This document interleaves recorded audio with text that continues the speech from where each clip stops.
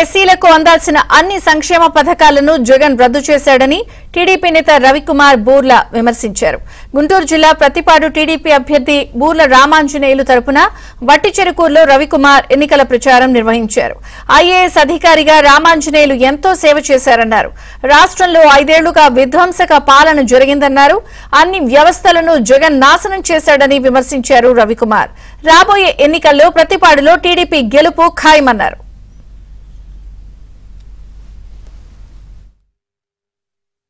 IAS అయ్యి కలెక్టర్గా ఉన్నత శిఖరాలకి ఎదిగి ఇప్పుడు ఎమ్మెల్యేగా పోటీ చేస్తున్నారు. తర్వాత ఇంకొకరు ఎంపీ గారేమో ఒక డాక్టర్, ఆయన ఒక నిరుపేద కుటుంబం నుంచే వచ్చిన వ్యక్తి. కాబట్టి ఇద్దరు చదువుకున్న వ్యక్తులే, ఏదో ఆశించి రాలేదు. అంటే ఇద్దరు చదువుకున్న వ్యక్తులు, వాళ్ళు అనుకుంటే సంపాదించినది ఏమీ లేదు, అన్నీ అధిరోహించారు. ఇద్దరికి ఒక ఛాన్స్ ఇవ్వాలని అడగడానికి వచ్చాను. మనకి రాజధాని అనేది ఇప్పటి వరకు ఒక్క ఇంచు కూడా కదలలేదు. రాజధాని కావాలంటే టీడీపీనే రావాలి. ఒక్క ప్రాజెక్టు కూడా ఈ హయాంలో ఈ 5 ఇయర్స్లో జగన్మోహన్ రెడ్డి ఒక్క ప్రాజెక్టు కూడా కంప్లీట్ చేయలేదు. ఆ ప్రాజెక్ట్స్ రావాలన్నా కూడా టీడీపీనే రావాలి.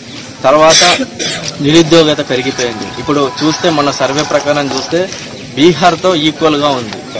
ఎటు చూసినా డెవలప్మెంట్ అనేది నిల్లు. కాబట్టి ఇవన్నీ జరగాలంటే మళ్ళా టీడీపీ ప్రభుత్వమే రావాలి.